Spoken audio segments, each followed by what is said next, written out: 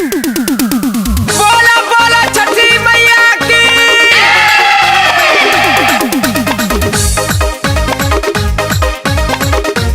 Music by Abhimanyu Avinash.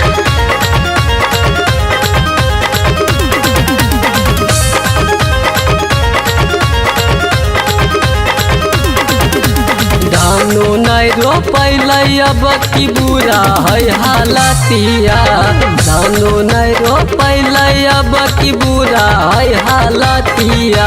कैसे करबी गे रनिया छठ के बरतिया। कैसे करबी गे रनिया छठ के बरतिया। सरधा हैया पार नहीं हरबै हे मोतिया। सरधा हैया पार नहीं हरबै हे मोतिया। नाही छोड़बै हो पिया छठ के बरतिया। नाही छोड़बै हो पिया छठ के बरतिया।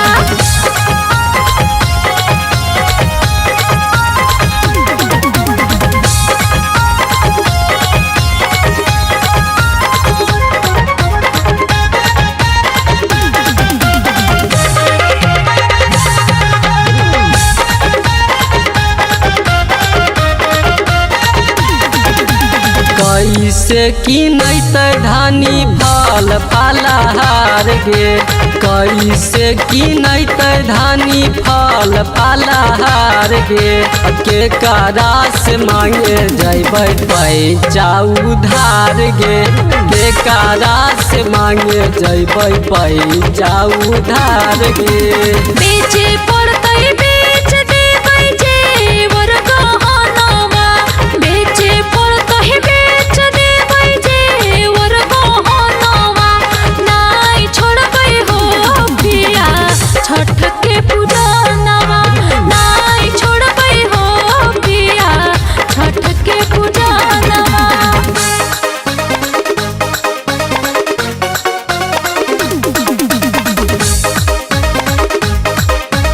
बोला बोला छठी मैया की।